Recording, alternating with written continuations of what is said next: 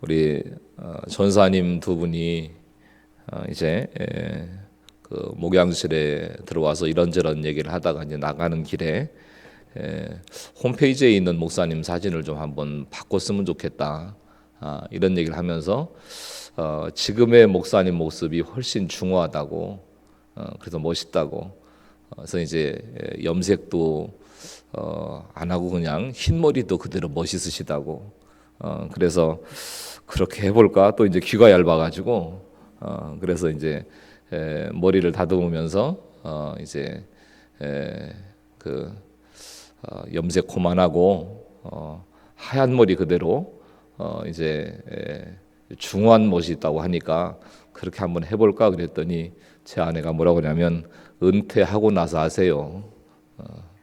은퇴하고 나서. 한 목사님이 외모로 고민하는 한 성도에게 하나님은 외모가 아니고 중심을 보십니다, 이렇게 위로를 했대요. 그런데 나중에 생각해 보기를 내 중심은 과연 하나님께서 보시기에 좋으실까? 이런 생각을 했다는 거예요. 외모에도 불만이 많은데 사실은 그러니까 하나님은 중심을 보신다 그러니까.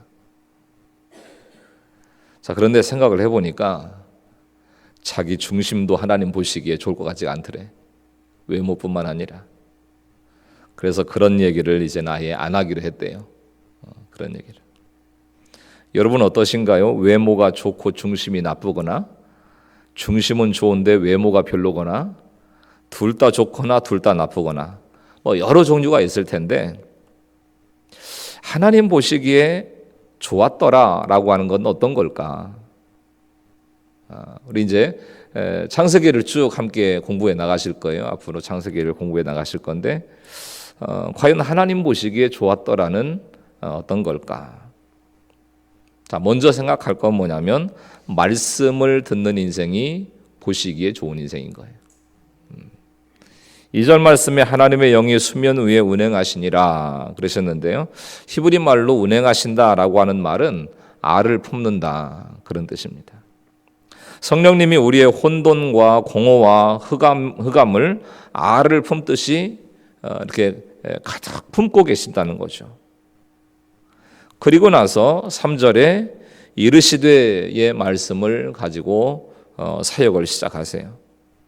3절 보니까 하나님이 이르시되 빛이 있으라 하시니 빛이 있었고, 자, 여기서 이르시되는 그러자 말씀하셨다, 이런 뜻입니다.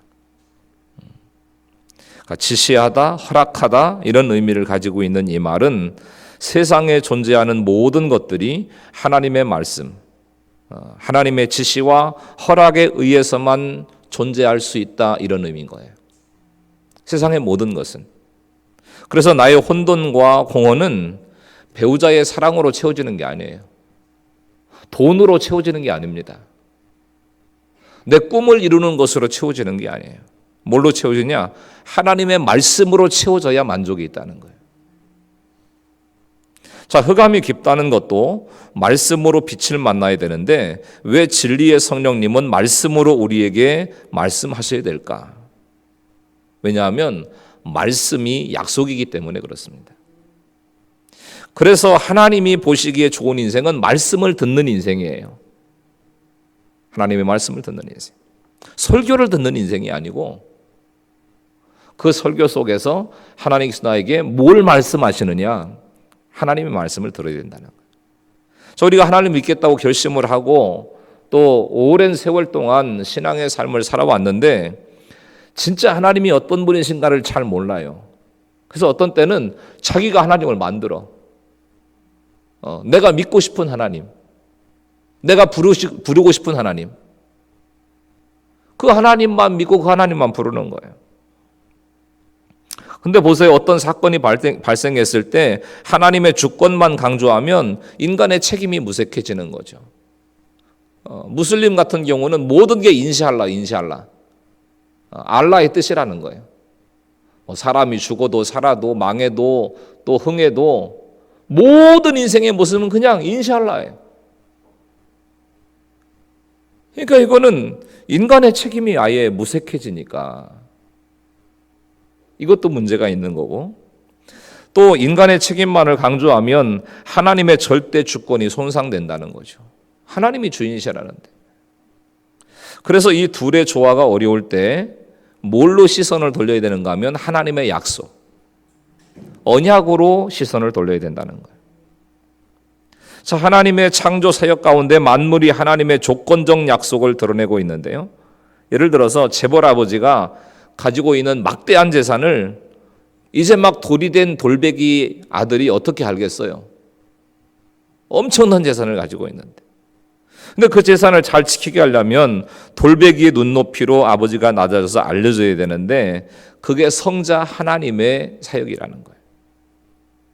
이제 아이가 성장하면 조금씩 아이에게 돈 쓰는 법을 알려주면서 효과적으로 도와줘야 된다는 거죠. 이게 성령님의 사역이에요. 그래서 아이가 철이 들면서 아버지가 부자인 것을 알게 되는데 내 말을 잘 듣고 따르면 내 재산이 너의 것이고 그렇지 않고 네 맘대로 살아가면 내 재산을 너한테 주지 않겠다. 이게 언약이라는 거죠. 쉽게 얘기하면 그게 언약이라는 거예요. 자, 디모데후서 16장 17절을 한번 같이 읽겠습니다. 시작. 모든 성경은 하나님의 감동으로 된 것으로 교훈과 책망과 바르게 함과 의로 교육하기에 유익하니 이는 하나님의 사람으로 온전하게 하며 모든 선한 일을 행한 능력을 갖추게 하려 함이라. 자, 주님은 이렇게 말씀으로 우리를 온전케 하십니다. 자, 우리가 온전케 되면 하나님께서 말할 수 없이 기뻐하시고 보시기에 좋았더라 이렇게 말씀해 주신다는 거죠. 그래서 우리는 이 약속의 말씀을 알아야 되는 거예요. 말씀을 묵상하고 말씀을 배우고 말씀을 살아내고 적용하고 하는 게 어려워 보여도 제일 시간 낭비하지 않는 길이에요. 그 말씀을 붙잡고 살아가는 삶이 내 인생 가운데 가장 시간 낭비하지 않을 수 있는 방법이다. 그래서 이 창조 사역은 이르시되 사역, 다시 말하면 말씀의 사역이라는 거예요. 창조의 사역은 말씀의 사역이다. 자, 하나님께서 생각만으로도 세상을 창조하실 수 있었겠죠? 하나님 생각하신다고 우주 만물을 창조하지 못하셨을까요? 그런 방법도 있었을 거예요. 그러나 말씀으로 창조하셨습니다. 우리를 하나님의 형상으로 지으시면서 하나님의 말씀을 들을 귀와 볼 눈과 말할 입을 주셨어요. 그 말씀을 들어야 하나님의 나라의 말을 조금씩 배워서 전할 수 있는 거예요. 제 아내가 아이들 이렇게 양육 육아해 나가는 프로그램인 슈퍼돌인가 그걸 좋아해요. 애기들 막 재롱 피우고 하는 거. 거기 이제 같이 이렇게 가끔 보다 보면 건우라는 애가 나오거든요. 건우. 근데 이 애가 아마 이제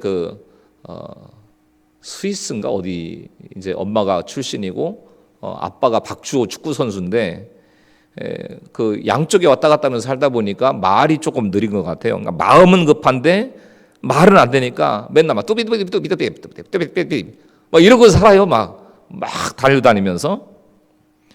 그러니까 2-3살은 된 것 같은데 2년 3년이면요 대학원에서 석사 박사를 딸 시간이에요. 2년 3년이면. 근데 이 한 몇 단어를 못 배워가지고 온 가족이 길이 참고 기다리는 거예요. 온 가족이. 그런데도 아빠인 축구선수 박주호가 얼마나 이뻐하는지 몰라요. 왜 그럴까요? 지 새끼니까. 그렇게 이쁜가 봐요. 마찬가지입니다. 하나님 나를 낳으셨잖아요. 그래서 내가 아무것도 몰라도 나를 창조하셨기 때문에 얼마나 사랑하시고 얼마나 기다리시고 얼마나 좋아해 주시는지 몰라요. 하나님께서 특별한 관심과 특별한 이런 사랑을 가지시고 우리를 기다리시고 좋아하신다.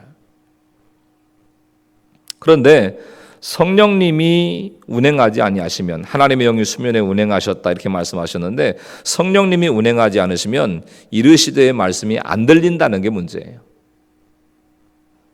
그래서 우리는 말씀이 들리는 이제 삶을 위해서 집중해야 되고 또 훈련할 필요가 있다는 거예요.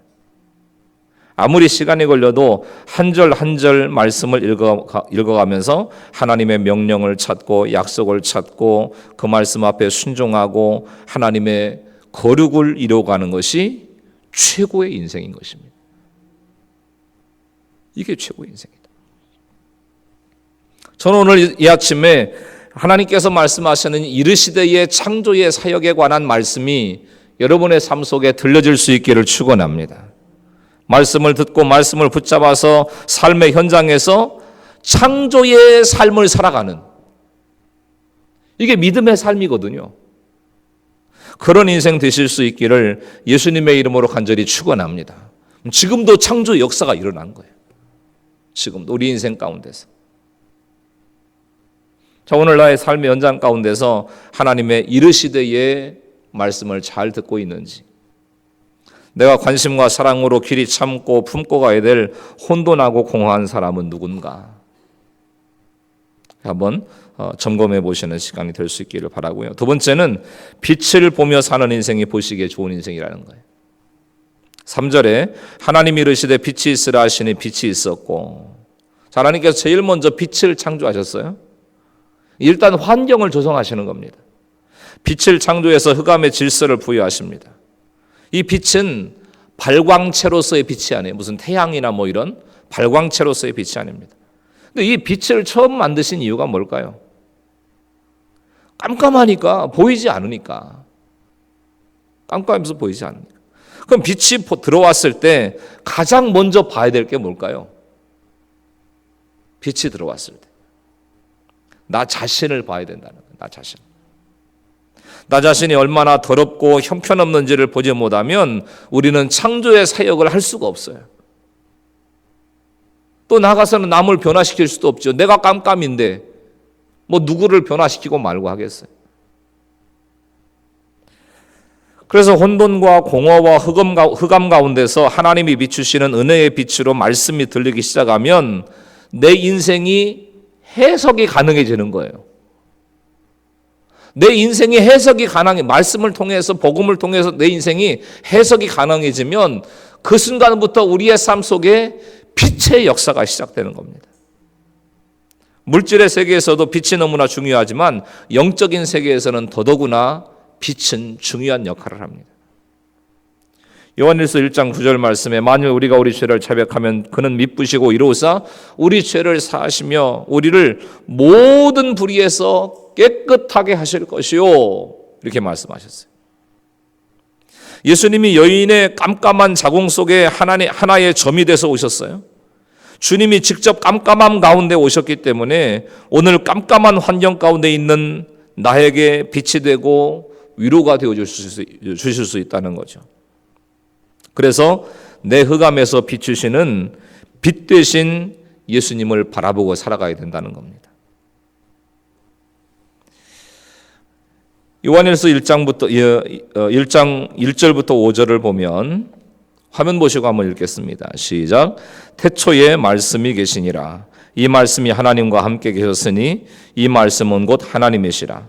그가 태초에 하나님과 함께 계셨고 만물이 그로 말미암아 지은 바 되었으니 지은 것이 하나도 그가 없이는 된 것이 없느니라. 그 안에 생명이 있었으니 이 생명은 사람들의 빛이라. 빛이 어둠에 빛이 돼 어둠이 깨닫지 못하더라. 이 말씀이 바로 성자 하나님이세요. 말씀이 육신이 되어 오신 예수님. 빙점의 작가인 미우라 아야코는 참 빛과 사랑을 찾아서라고 하는 작품 속에서 이런 얘기를 했어요. 빛에 등을 돌리고 있는 동안에는 나는 나 자신의 불길한 그림자만을 보았다. 그러나 빛 쪽을 향했을 때 그림자는 사라지고 거기에는 성스러운 따뜻한 빛만이 있었다. 그 빛이 하나님이 보시기에 좋았다고 합니다. 여러분, 나에게서 빛이 보이면 누구라도 좋아하게 돼 있어요. 나에게서 빛이 보이면. 누구라도 빛을 받아들이면 하나님이 보시기에 좋은 인생이 되는 거예요. 빛을 받아들이게 될 때. 도스토옙스키는 누군가를 사랑한다는 것은 그를 하나님께서 의도하신 모습으로 보는 것이다, 이런 얘기를 합니다. 그러니까 창조의 시선, 하나님의 관점으로 한 영혼을 바라보는 것이 이게 사랑이라는 거예요. 하나님 앞에서 나의 연약함, 허물, 수치, 조롱도 사랑의 조건이 될 수 있다는 겁니다. 여러분도 어떤 수치와 허물과 조롱 가운데 사셨더라도 하나님이 보시기에 좋았더라 하시는 인생인 것을 믿고 살아갈 수 있기를 축원합니다. 우리는 빛을 보고 살고 빛에 거하고 빛을 창조하면서 살아가야 되는 사람들이라는 겁니다. 4절 5절 빛이 하나님 보시기에 좋았더라. 하나님이 빛과 어둠을 나누사 하나님이 빛을 낮이라 부르시고 어둠을 밤이라 부르시니라. 저녁이 되고 아침이 되니는 첫째 날이니라. 하나님이 빛과 어둠을 나누십니다. 모으는 게 먼저가 아니라 나누는 게 먼저예요. 내 속에도 어둠과 빛이 공존합니다. 하지만 빛이 오면 어둠은 물러가야 되는 거죠. 다른 사람은 몰라도 내 속에 빛의 생각과 어둠의 생각이 있다는 사실을 내 스스로가 잘 알잖아요. 삶이 혼란하고 불안한 것은 내가 빛 가운데 있지 못할 때 혼란스럽고 불안한 겁니다. 내 인생의 모습이 보이지 않는 거. 여기서 분리한다는 것은 선택한다라고 하는 말과 똑같은 의미예요. 세상과 하나님 나라가 하나 될 수 없기 때문에 우리는 구별된 삶을 살아야 되고요. 날마다 빛의 생각을 구별하고 선택해야 하는 것입니다. 100% 죄인인 나이기에 예수님이라면 어떻게 하셨을까? 이거를 날마다 생각하고 살아가야 된다는 거죠. 이게 빛의 생각이에요. 그러나 반대로 내 중심의 생각은 어둠의 생각일 수 있습니다. 예수님을 믿는다고 늘 행복하고 다 편하고 다 모든 일이 형통하고 그렇진 않죠. 그래서 말씀 충만이 성령 충만이고 성령이 충만해지면 무엇도 충만해지냐면 갈등도 충만해집니다. 그래서 성령 충만은 갈등 충만이다 이런 얘기도 있어요. 그러니까 하나님 앞에 갈 때까지 빛의 생각과 어둠의 생각을 나누고 영적 갈등과 훈련을 잘 감당하고 거쳐갈 수 있어야 되는 것입니다. 요한복음 1장 5절 말씀에는 빛이 어둠에 비치되 어둠이 깨닫지 못하더라 이렇게 말씀하셨는데 성령님이 깨닫게 해주지 않으면 우리의 생각이 빛의 생각인지 어둠의 생각인지 모른다는 거예요. 말씀에 빛이 들어가야 보인다는 겁니다. 빛 가운데 들어가 보잖아요. 먼지까지 다 보여요. 큰 먼지, 작은 먼지 떠다니는 게 다 보입니다. 내가 빛으로 다른 사람을 인도하고 나의 빛을 비춰야 되는데 나에게는 어떤 빛의 능력이 있을까요? 바로 나의 수치와 연약과 허물을 드러내는 것이 다른 이들을 비추는 빛이 될 수 있다는 것입니다. 그 빛으로 나갈 때 다른 사람의 혼돈과 공허와 흑암을 알을 품듯이 품을 수 있다는 겁니다. 그러니까 빛의 생각이라고 하는 것은 말씀의 빛으로 내 죄와 내 허물을 보고 드러내는 거예요. 감추는 게 아니라 말이에요. 인간적으로 드러내면 죄책감과 수치심으로 무너지지만 하나님의 빛, 말씀의 빛 가운데 드러나면 나도 살아나고 남도 살리게 되더라는 거예요. 이게 빛의 능력인 거예요. 빛의 능력. 여러분 성경에 다말과 시아버지 유다의 동침 사건이 나오잖아요. 이제 통큰 통독을 이제 진행하고 있는데 어떤 분이 나눔 시간에 이런 얘기를 했어요. 목사님, 어떻게 며느리하고 시아버지하고 같이 잠자리를 같이 합니다. 이런 걸 왜 써놨는지 자기는 이해할 수가 없대 잘. 이걸 왜 읽어야 되는지 잘 모르겠대. 그래서 설명을 해줬어요.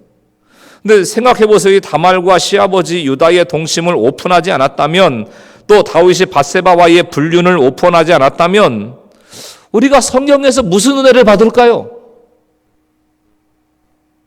막 다 모범생들만 있고 막 다 도덕적인 사람들만 있고 윤리적인 사람들만 있고 너무나 괜찮은 사람들만 성경 속에 막 등장한다면 우리가 뭘 보고 은혜 받았을까요? 우리의 허물을 죄의식으로만 해결하려고 하면 가룟 유다처럼 자살의 절망에 이를 수밖에 없다는 거죠. 우리는 죄의식 가지고 몸부림치는 사람들이 아니잖아요. 내가 한없이 연약하고 부족한 삶을 살아가는 죄인인 인간이지만 우리에게는 열쇠가 있죠. 주님의 십자가를 붙드는 것. 그분의 구원의 능력을 바라보는 것.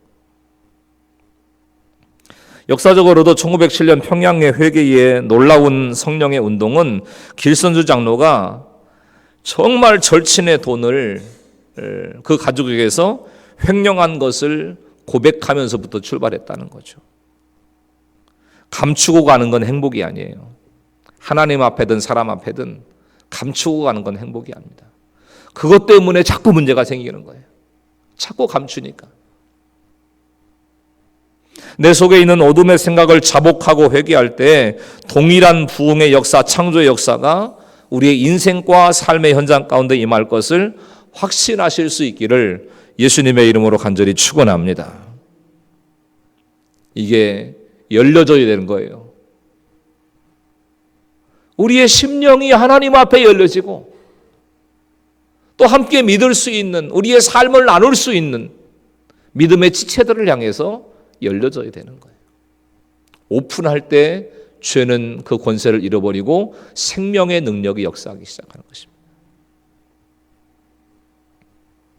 생각해 보실 거, 나의 빛이 될 허물과 수치의 사건은 무엇인지, 또 내 속에 빛의 생각과 어둠의 생각은 어떤 것이 있는지, 이런 부분들을 생각해 보시길 바랍니다.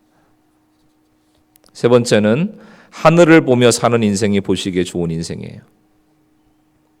6절부터 8절입니다. 하나님이 이르시되 물 가운데 궁창이 있어 물과 물로 나뉘라 하시고 하나님이 궁창을 만드사 궁창 아래의 물과 궁창 위의 물로 나뉘게 하시니 그대로 되니라. 하나님이 궁창을 하늘이라 부르시니라. 저녁이 되고 아침이 되니 이는 둘째 날이니라. 자, 하나님은 계속해서 이 분리를 통해서 질서를 부여해 가시죠. 나눈 일을 통해서 질서를 만들어 가세요.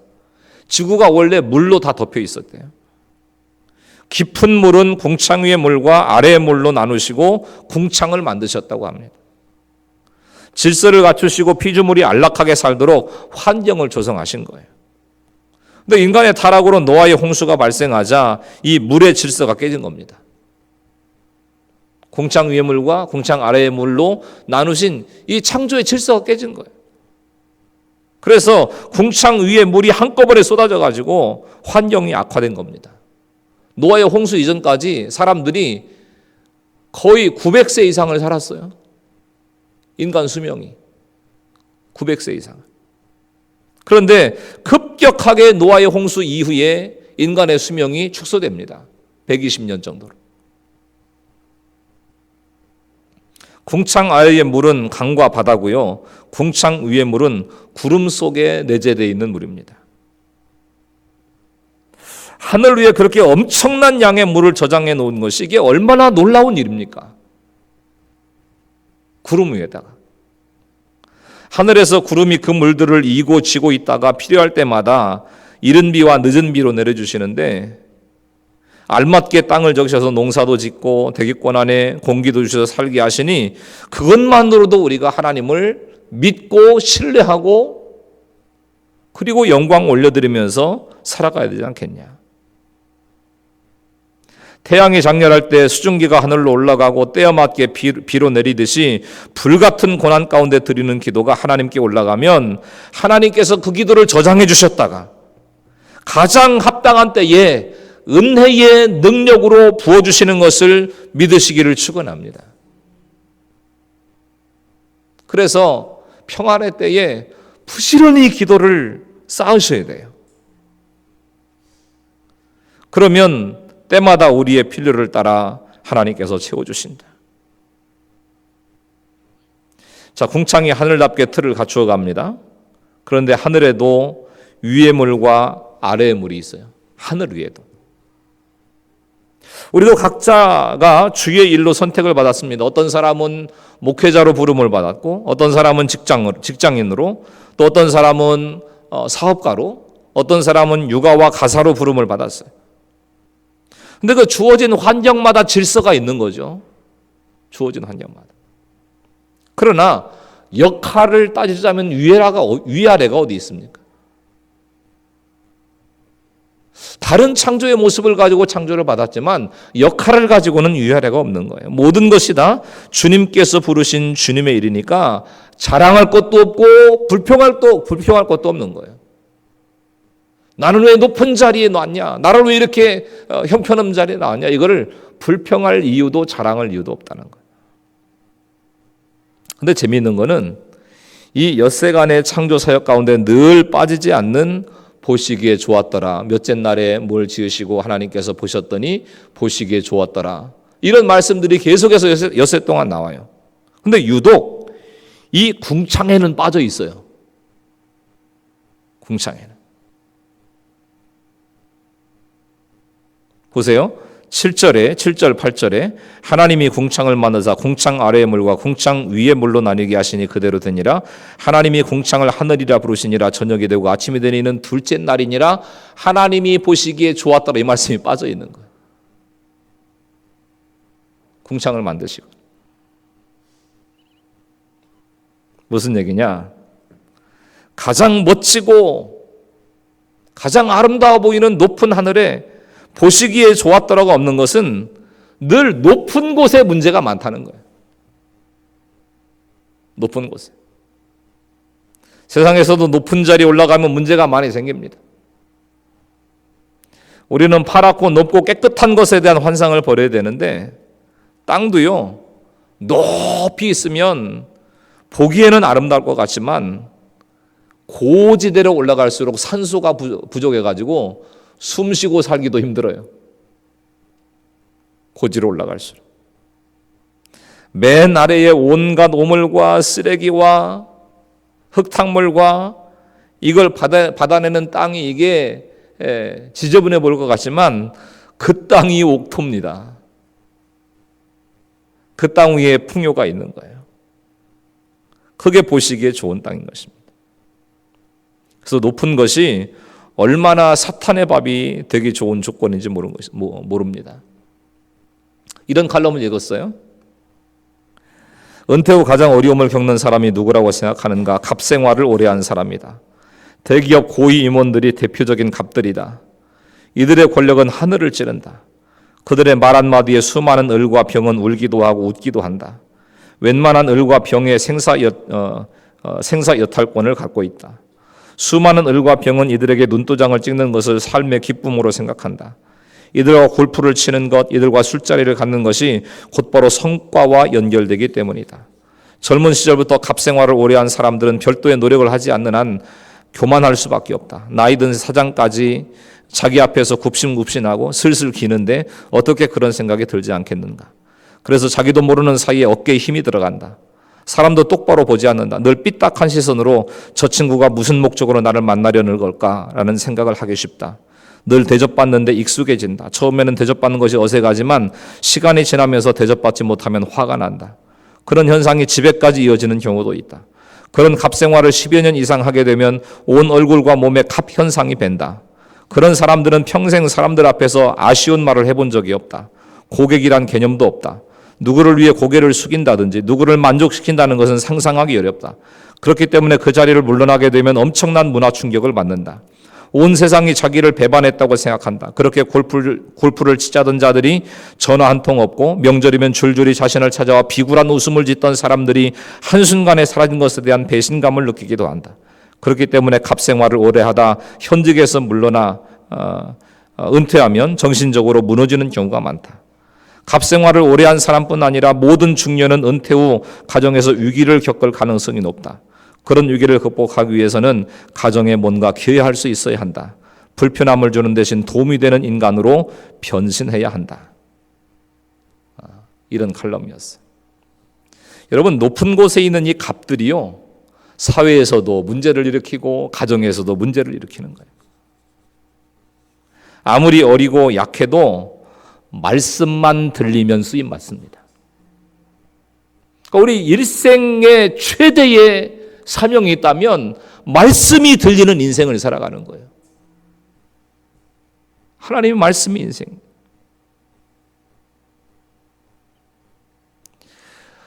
요즘에 그 CF 광고 가운데 그런 광고가 한번 나오더라고요. 우리 그냥 별 볼 일 없이 별 볼 일 없는 인생으로 알콩달콩 살다가 가자.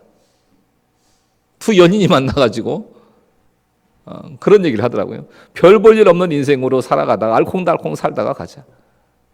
막 별 인생이 되려고 얼마나 대단한 애를 쓰는지 몰라요. 그런데 별 인생이 없는 것을 깨닫게 될 때 별과 같은 인생이 되더라는 거죠. 이 땅 위에 별 인생 없다. 그 보시기에 좋은 인생이 되기 위해서는 말씀이 들리셔야 돼요. 영적인 귓구멍이 열려야 돼요. 그렇게 목이 터지라고 외쳐도 안 들리는 사람들이 있어. 안 들으려고 하는 건지 안 들리는 건지. 우리의 혼돈과 공허를 지극한 애정으로 품고 가고 내 곁의 사람들을 그렇게 품고 가셔야 됩니다. 진짜 흔들림 없이 변하지 않는 벽창호 같은 남편과 그야말로 지긋지긋하게 말도 안 들어먹는 자녀를 가슴에 품고 가면 이르시되의 말씀이 들리기 시작합니다. 가슴 속에 뜨겁게 품고 갈 때 하나님께서 모든 것을 창조의 시선으로 보시기에 이제 내려놓기만 하면 보시기에 좋았더라. 내놓기만 하면. 생각해 보십시오. 가정이나 직장이나 삶의 현장에서 궁창 위에 앉아서 이거 가져와라 저거 가져와라 저렇게 해라 이렇게 해라 갑으로 살고 있지는 않은지, 그 궁창에서 내려와서, 교만의 궁창에서 내려와서, 불신앙의 궁창에서 내려와서 하나님만 바라보고 살아가는 겸손한 사람이 되게 해달라고 하나님 앞에 기도하셔야 돼요. 그래서 저의 인생을 바라보시는 하나님, 그리고 여러분의 인생을 바라보시는 하나님께서 보시기에 좋았더라. 그 인생을 살아가실 수 있게 되기를 예수님의 이름으로 간절히 축원합니다.